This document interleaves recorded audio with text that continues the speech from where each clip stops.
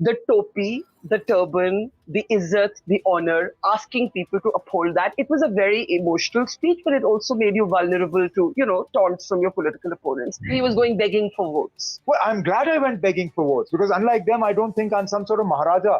I'm glad I begged for votes, and I would beg for votes again. My mind goes back to 2002. That was perhaps the first big political knock. When you think back to that time and this time, which one feels tougher?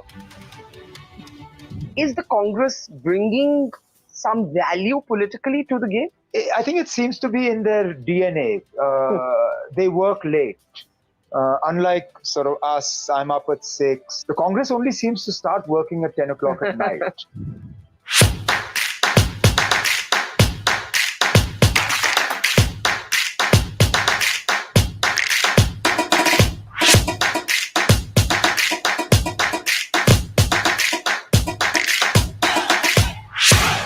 Omar, being here in Kashmir, it feels like so much has changed and nothing has changed. And I'm just wondering, when you look at this election, you've had your share of ups and downs, as anybody in public life has. What does this campaign at this moment, coming as the first election in 10 years, the first after the abrogation of 370, what does it feel like? In many ways, it feels really surreal, because I don't think any of us ever imagined, let's say, when the 2014 results were coming out, that the next election we would fight for the assembly would be 10 years later as a union territory, with Ladakh having been separated from us, and Jammu and Kashmir, its special status within the Indian Union, having been written down. I mean, I still remember that evening in 2014 when the results came out, and I sat down with you and we did an interview. I remember that. And yeah, I was rather chirpy. And you asked me why. And I said, look, this was actually a decent election to lose, because 6 years in office really takes it out of you. And I remember telling you that, look, when the next time elections come around, I'll be 55, 56. I've still got time on my side and all the rest of it. And no, actually, I wasn't going to be 55, 56. I was going to be just about 50 or thereabouts.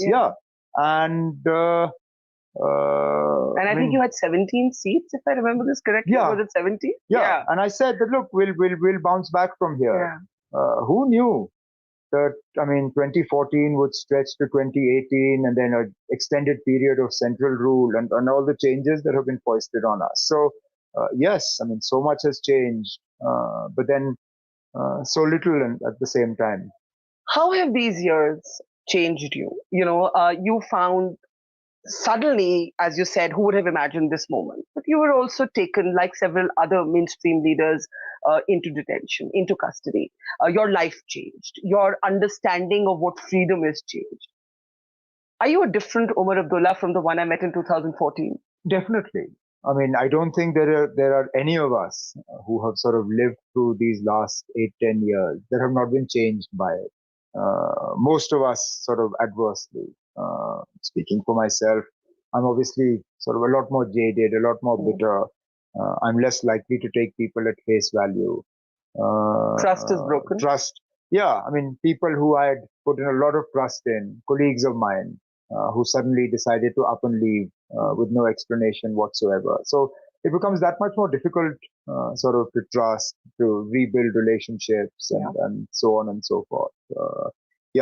Being locked up and put away for all those months, and with the justification in the PSA dossier that my detention is justified because I campaigned against Pakistan's boycott call and was able to encourage people to come out and vote. When your own country detains you for something like that, you have to ask yourself what the hell is going on.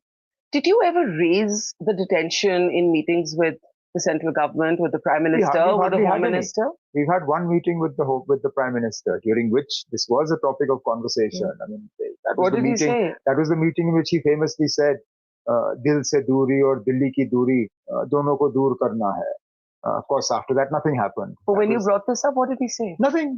He sort of, he doesn't, he's like other prime ministers. If there's something that they'd rather not acknowledge, then they don't say anything about it. So very little, if anything, was said about this. Do you think people like you and me, I'm not in politics, but having been a kind of Kashmir obsessed person for years, do you think we were wrong about 370? And let me just explain my question. In not understanding how much widespread support there would be in the rest of India, including by parties or sections of people who don't vote BJP for the abrogation. Like, were you taken aback by that?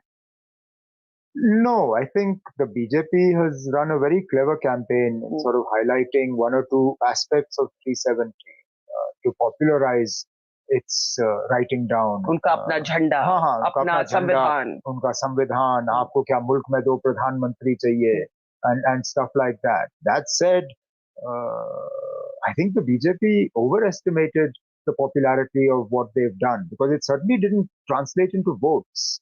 I mean, I find it mind-boggling that in a 5-year term during which a prime minister fulfilled two of the most contentious poll promises of the BJP, 370 and Ram Mandir, they actually went backwards in terms of public support.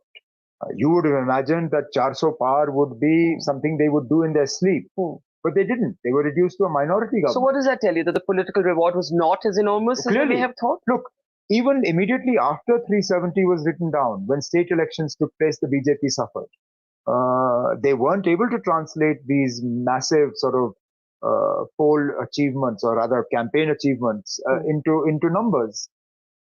So perhaps, I mean, for all the symbolism of 370, it didn't matter as much to people as bread and butter issues in the rest of the country. Yeah. Now, before I come to the election, has anything improved in the Kashmir Valley? Some might ask you, despite being a critic of the government. Of course, the obvious pointers would be to the booked hotels, to the fact that you go to downtown today and you go to Khayyam Chowk and it's bustling with people at midnight. The fact that a cinema hall is going to open. The fact that that people today have moved from the politics of boycott to the politics of participation. The BJP would argue this is the change we brought. This is the Naya Kashmir. I'm more than willing to grant them that sort of claim, provided they can show, or time will prove, that these changes are coming from within. That this is not out of some sort of fear or some sort of pressure.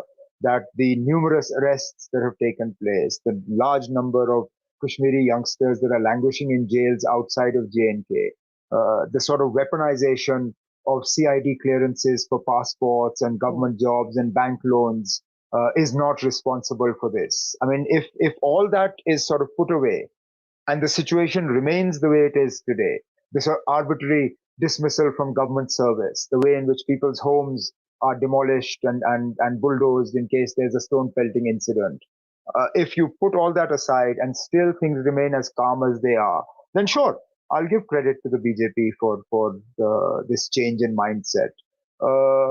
At the moment, the jury is out on that. Even the participation of, let's say, the Jamaat, on what basis are they participating? What is their agenda? What has got them to participate in these elections? There are no clear answers to this at the moment. How do you explain the enthusiastic participation? When I was here for the Lok Sabha elections, I interviewed somebody who used to be a stone pelter in Baramulla. I interviewed the father of one boy who was a militant who was killed and another who's still in jail. Both of them were voting. This would not have been imaginable a decade ago. Even today, I've just been here for a few hours right now, but people are talking about participating. How do you understand that? Well, I think obviously one of the key differences is that the parliament election and this election are taking place without any sort of boycott call. Yeah. Militant threat remains. Yeah. We've seen sort of an encounter in North Kashmir. You've seen the death of an army officer and a soldier in the Kishtwar region. So the threat of militancy remains, but what you don't have is an active boycott call by the separatist leaders. Now, I am unable to explain why. What has caused that change of heart? The BJP would say it's crushed the separatists with its iron hand. Sure, I'm imagining that would be the argument. That would be the logical answer. What do you think it is? But then, crushing things doesn't mean the end to it. And that's why I come back to that point, that I would be more than happy to give the BJP credit for these things. when it is clear to us that this is happening from within. It's not an enforced calm. People's mindset has changed. The separatist leaders no longer believe in separatism. I mean, this faction of the Jamaat-e-Islami that's contesting elections is today willing to come forward and sign the same oath that we do. But isn't that great? I think it's a great thing. What I want to hear from them is what the last 35 years was about. Why was the National Conference relentlessly targeted for doing exactly what they're doing? Because they've achieved nothing. These 35 years has given nothing in terms of their agenda. So how do they justify the last 35 years? I mean, what has caused this change of heart?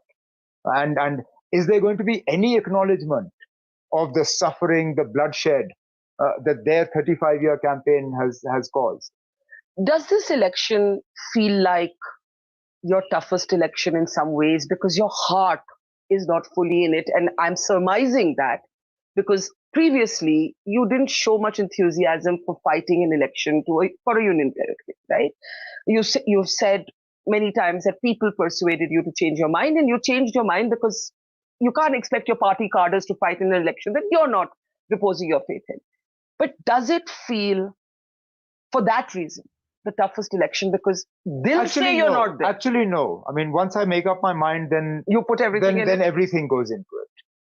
If I wasn't sort of committed to this election, I wouldn't be fighting it. And I certainly wouldn't be fighting it from 2 seats. So no, once something is decided, then that's that. But is it the toughest election? Without a doubt. Why?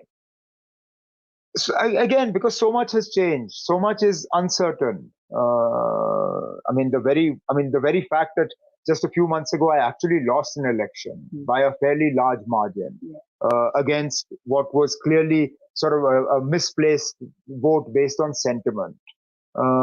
You can't help but ask yourself, is that going to happen this time as well? Then, of course, you have the whole way in which the BJP is approaching this election, hardly contesting any seats in the valley themselves, but propping up any number of forces to try and divide votes. I mean, it is so clear that the BJP's sort of strategy in this election is to try to consolidate Jammu votes on religious lines and divide Kashmir votes based on sentiment and a whole host of other factors. Are you talking about the Engineer Rashid factor? Not just him. He's just one pawn in this whole thing. Delhi has tried so many other ways of... Why do you call him a pawn? What other way would you describe him? What other way is there to describe somebody who comes out of jail for 20 days, where everybody else in that case is still languishing in prison? I can understand in the way in which Arvind Kejriwal came out, that was a case against him alone. In the FIR that has been filed and the charge sheet that has been filed in the matter in which Engineer Rashid is arrested, 4 other people are named: Yasin Malik, Shabir Shah, Asiya Andrabi, and Masrat Alam. How come they're not out? Rashid isn't accused, though, as far as I know, of killing someone. The other I'm talking about this charge sheet. Yeah. That charge sheet is different. Yes. But in this particular charge sheet, in which this is about terror funding, they are also named in that particular one. I'm not talking about the other case, but in this case, how is it they're not being considered? There are so many other people, I mean, who have been arrested under the UAPA, who don't even get a date in court, much less bail. And we know so many high-profile cases of that nature. The people who sort of in their misplaced enthusiasm set off smoke grenades in Parliament and then did some sloganeering, they are struggling to get their bail heard under UAPA.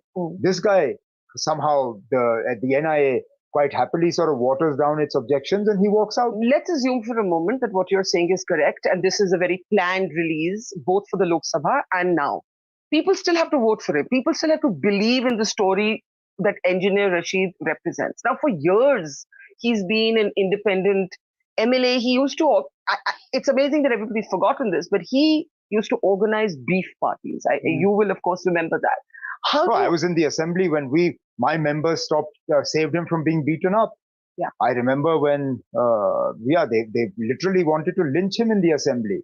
And my MLA at that time from Home Shalibog and Pahalgam stood in front and protected him. How do you ideologically, if he is a BJP proxy as you allege, how do you ideologically understand this moment? Has nobody Because reminded the BJP about Rashid's Deep at this Party? point in time, I believe the BJP will give free rein to anybody to say whatever they like, so long as the votes that are being cut belong to the National Conference Congress Alliance. You can pretty much say what you like. Hmm. But even so, I ask you, people still have to vote for him, right? The BJP can put him out there, the NIA can release him. Ultimately, it's up to the voter who to vote for. Sure. So obviously, he's capturing something on the ground. Well, we don't know whether he's capturing he did anything in the Lok at all. Sabha. He did in the Lok Sabha elections, he wasn't out.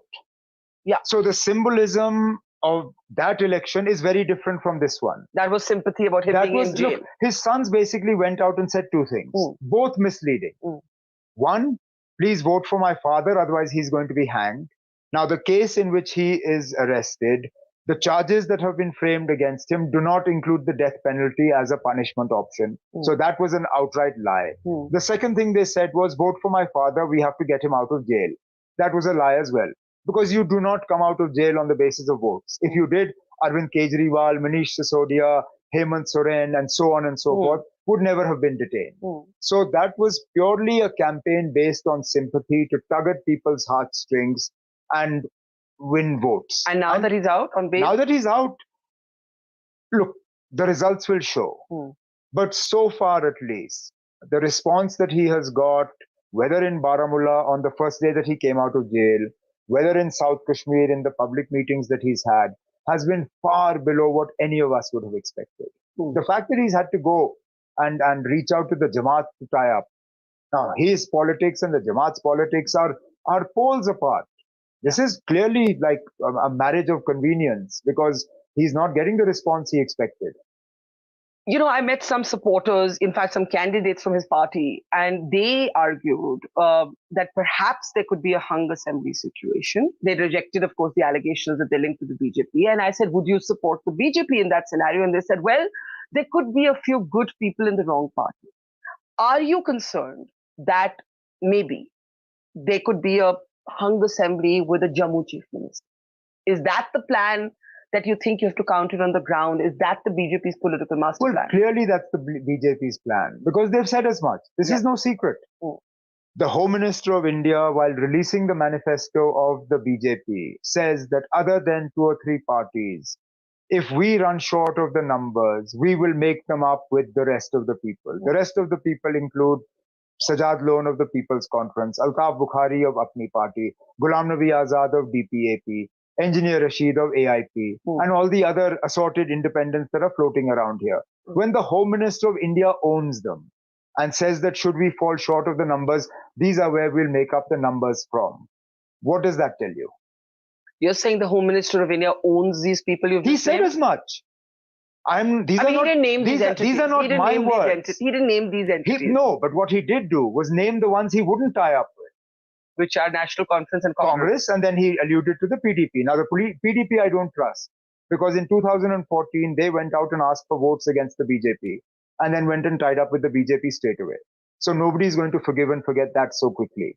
But the ones he did not name, which obviously means that they're the ones he will tie up with tomorrow, other parties I listed for you. Yeah. Now, the question, of course, is why couldn't all of you in the Valley, all of whom bore the brunt of a policy that you disagreed with, which was the abrogation of 370, all of you were detained in varying degrees. Why couldn't your alliance, the Gupkar alliance, we're here on Gupkar Road talking to you right now, why couldn't that stay? Well, first and foremost, it was never an electoral alliance. But why not? It wasn't. It was more about the idea of protecting or trying to bring back what was taken away from us. But that said, the relentless political attacks that we started facing from the PDP, even before the parliament elections, made working together very uncomfortable. They went back to form almost immediately after Wahid Farah came out of jail, and once the political activities started again, the songs that they played at their sort of raising day functions, the speeches that they made, the social media campaign that was sort of instigated by the PDP president's sort of daughter and others, were almost singularly focused against the National Conference. But even then, when we were sitting down to discuss our seat sharing arrangement for the parliament elections, given that in 5 seats it's very difficult to accommodate 3 parties. At that time, speaking to Salman Khurshid Saab, and he will bear witness to this, I had told him in no uncertain terms that look, as long as the PDP supports the India bloc and our 5 candidates in this parliament election, I am more than happy to keep a door open. The National Conference will be happy to sit down and work out a tripartite seat sharing understanding that will include the Congress, National Conference, PDP, and obviously a seat for Tariq Ami Saab. So you were ready to have a seat adjustment? Absolutely. For the assembly election. With the PDP, for the assembly election. And what happens then? The PDP filed 3 candidates in the valley against us and did nothing to support the Congress in Jammu. And then once the parliament election results were out, started their National Conference bashing all over again. So what does that tell you? Do you believe at this point that if push came to shove, the PDP, Mehbooba Mufti's party, could join hands with the BJP again? Look, I don't trust what they say. They say that about you also. Well, that's fine, because I'm not the one who took the BJP into power in 2014, am I? But you have also been in alliance with them previously, with a different BJP and a different BJP leader. But the very sort of clear difference is that the National Conference and the BJP or the NDA were allied at the central government level.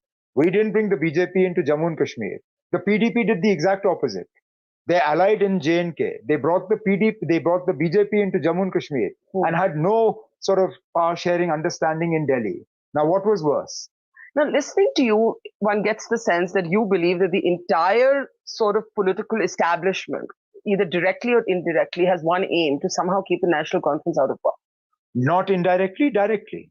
Everybody's in on it together? Other than the Congress, minus one candidate who, again, sort of went a little berserk. That's Banihal? Yeah. Other than that, can you point out a single party whose overwhelming attack isn't against the National Conference? Because I can't think of even one. Starting from the BJP, working my way down to most of these independents. I'm not the one who put Engineer Rashid in jail. Yet he spends most of his speech talking about the National Conference and not about the BJP. The sort of the inherent contradictions that come out of Engineer Rashid's campaign are mind-boggling. The fact that you talked about his candidates. How is it that a man who talks about being opposed to Prime Minister Modi's Naya Kashmir Nara then gives tickets to those people who for the last 5 years have done nothing but sell Naya Kashmir to the people of Jammu and Kashmir? How is it that Engineer Rashid talks about respecting the Hurriyat Conference and the sacrifices of those leaders, etc., etc., talks about Yasin Malik and how he's opposed to him being executed, and then then sort of hugs an individual who goes out and pulls down the board of the Hurriyat Conference from their office in Rajbagh, who publicly calls the media and demands Yasin Malik's execution. Now, somewhere there is a contradiction between what Engineer Rashid tells people and what he does. Now, Omar, we've all been around long enough, we're old enough to know that, as the cliche goes, politics makes for strange bedfellows. So, the National Conference and the BJP were not predictable allies. Mehbooba Mufti and the BJP were not predictable allies.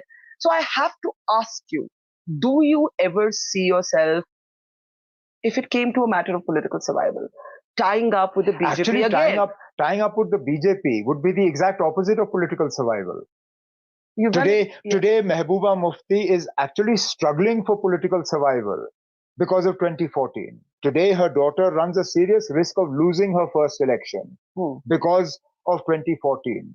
So tying up with the BJP for the National Conference, and for me, would be the exact opposite of what you're saying. It wouldn't be political survival. It would be the death of our politics and my political career. Is your difference with Modi's BJP or is it with the BJP? At this point in time, how do you separate the two? Well, nothing is constant in politics. True, but I haven't seen anything in the BJP that would suggest to me that there is any scope for a sort of Vajpayee-type leader to emerge. I mean, Vajpayee was the person who coined the Insaniyat Jamuriyat Kashmiriyat phrase. He went to the LOC and talked about you can have permanent neighbors but not permanent friends. Who started the bus to Muzaffarabad, who went to Minar-e-Pakistan. This government has done the exact opposite of all those things. I mean, they would say they tried in their early years. What did they try with the bus? They just stopped it. No, not the bus, but he went. Exactly. Mr. Modi went for Nawaz Sharif's birthday. He called them for the swearing in. No, fair enough. I'm talking about the other stuff that happened with us. Prime Minister Vajpayee put on the back burner the whole 370 matter and so on and so forth. So, I mean, I don't know how events will shape up in the future, but there is no separation between Prime Minister Modi and the BJP. Rahul Gandhi met you and presumably discussed the alliance. You've said except for one seat, it's going pretty smoothly. But is the Congress bringing some value politically to the game? Well, I mean, you can't say no, I guess. Well, no. But seriously, how's the alliance? Like, do you wish actually on the ground, other than the seats where, I mean, the ones where we called a so-called friendly fight, and you talked about the one that's anything but friendly. But generally, I mean, we're working all right. We are hoping that once the campaign for the third phase picks up, because that's where we really need the Congress to step up and sort of start delivering seats, and that's in Jammu. The handful of seats they're fighting in the valley, we'll manage one way or the other. But I am looking forward to people like Rahul, Priyanka, and others coming to Jammu and taking the fight to the BJP, because at the moment things have been a little quiet on the Congress front in Jammu. Yeah, it seems a bit muted. At the moment, yeah. But then, why do you think that is? I think it seems to be in their DNA. They work late. Unlike sort of us, I'm up at 6, I start my work at 6 o'clock in the morning, and really after 10:30, I don't want to know what's happening. I'll wait till the next morning. The Congress only seems to start working at 10 o'clock at night. They would much rather have meetings at 3 o'clock in the morning and decide seat sharing arrangements at 5 o'clock in the morning. Is that what happened? Is that the time? Is that the time at which? Actually, a lot of that did happen. I mean, not quite 5 o'clock in the morning, but the meetings went on until the early hours. So I can imagine that their campaign also will pick up towards the latter part of the third phase. Just so long as it picks up, that'll be good. You don't betray a lot of emotion necessarily in your public demeanor, unlike, let's say, your father, who's often been a more flamboyant politician. I'm building up to ask you. Ganderbal. Yes. Yeah. The topi, the turban, the izzat, the honor, asking people to uphold that. It was a very emotional speech, but it also made you vulnerable to, taunts from your political opponents. Tell us the story or the emotion behind it. What was the emotion? It just felt that, at the end of the day, you're asking people to vote. Why should people think that you're doing it from a position of sort of like, it's my right to get your vote? And particularly in Ganderbal. Maybe if it had been another seat, I wouldn't have. But Ganderbal is the area that traditionally my family have fought and represented, whether in parliament or in the assembly. And I don't know, perhaps it just came from the realization that I don't want people to think that I consider votes in Ganderbal as my birthright, and that somehow I'm lording it over people, and that they have no option but to vote me into the assembly. But you were conveying vulnerability. Do you feel vulnerable? Or is every election Look, I make the point, I've just come off the back of a pretty nasty loss. Sure. So, I guess there is an element of vulnerability as well. But more importantly than that, in an election, the people are the masters. What is wrong in bowing down and accepting that? It is their votes that decide our future. And the sooner we acknowledge that as candidates, perhaps the better we will be in terms of reaching out to them. So you don't regret that speech? No, absolutely not. And I think those are my opponents who sort of... they said, he was going begging for votes. Well, I'm glad I went begging for votes, because unlike them, I don't think I'm some sort of Maharaja that is here to rule sort of until the end of time. I'm glad I begged for votes, and I would beg for votes again, because again, I make the point, the voters are the masters. We are there, we get the opportunity to serve them. And why not accept that? You said that once you commit to something, you put everything of yourself. So you went from being skeptical about contesting, and now that you're in it, you're contesting from 2 seats. Is your ambition to be chief minister again, even though this is not the assembly that you would have wanted? I have no such ambitions. I don't Why know. not? I don't. I mean, I've been chief minister of Jammu and Kashmir prior to 5th August 2019. Yes. In a more empowered assembly. This is a very different assembly. So, look, it is not my ambition. That said, I don't know what my destiny has in store for me. I don't even know what 8th of October has in store for us. But what would you choose for yourself if you could choose? I would choose to turn back the clock to prior 5th August 2019, write off all this nonsense that we've had to go through and start from there. But I don't get to choose that. And now that the last door, in a way, at the Supreme Court has been knocked on with well, not... therein lies sort of a difference in point of view. Okay. How is this the last door? I mean, you can file for a review. Or subsequently, a government in Delhi comes in that is more willing to sit down and talk to you about this. At the end of the day, what this Supreme Court did was overturn 3 past judgments of the Supreme Court that found in favor of 370. Is it really beyond the realm of possibility that a subsequent bench of the Supreme Court will overturn this one? See, any subsequent government has to create a political acceptability around it. And like I said, one of the things the BJP has managed to do is to create a widespread thumbs up. That was a good thing. Why should any state have special status? I know all the contradictions, but I absolutely agree. Yeah. Then what about all the states that do have special status right now? I think it's about time that we started a campaign to remove special status from any states. Why did you stop at 370? Let's move to 371. Yeah. I absolutely, I have no problem if what the BJP says is that we have to bring every part of this country on a level playing field. And that's why you have one nation, one election, the secular civil code or whatever they called it. Fine. Even within erstwhile Jammu and Kashmir, you have created 2 different dispensations. The domicile laws, job laws, land laws in Ladakh are a lot stronger than the ones you have here right now. So where is this whole one nation, one system sort of thing? It's only Jammu and Kashmir that has been on the receiving end. And this is something we'll keep talking about. Let me ask you in the end, my mind goes back to 2002. That was perhaps the first big political knock, in a sense, for you. And at that time, it was Sajjad Lone, a separatist, then flirting and being encouraged to flirt with mainstream politics. Today, he's a mainstream politician, and there are others who are putting their toes in the water.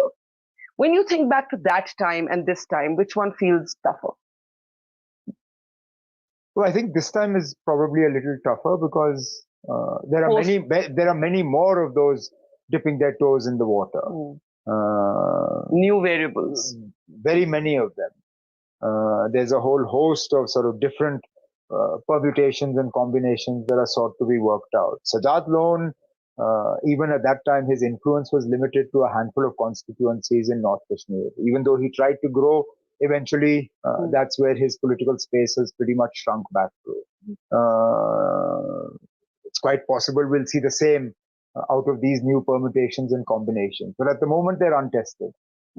So who knows how this will play out? Have you ever thought of doing something other than politics, or is this the rest of your life? I'm too old to start something new now. But no, this is what I do. This is a fight that we can't give up on. In 2014, as you said, when we met, you're talking about the next election, and the next election didn't happen, and we're a decade on. If I were to ask you where you think you might be 5 years from now, I wouldn't answer that question. I have learned that you answer that question at your own peril. Like I said, when we last sat down like this, I literally thought that I'd be 50, 51 when the next election comes around. We'll see what happens. Here I am, a decade later, and we're only now sort of preparing for polling tomorrow. So I've long sort of given up that crystal ball gazing. And so how do you keep going? I mean, do you get a sense of humor? Do you become just more cynical? Well, at times you become cynical, at times you sort of try to look at the brighter side of things. I've actually, fortunately, I'm not given to sort of wallowing in self-pity and sort of thinking about what was or what should have been. I'm in that respect very matter of fact. Once I know what the circumstances are and how things are, I orient my mindset to factor that in, and that's how it is. Well, we wish you well, and this is going to be an interesting election. It is in many ways. And I hope we get a chance to speaking to you after a long time. I hope we can speak again after the results are in. 8th of October, and then we'll see. Absolutely. Thank you, Omar. Pleasure.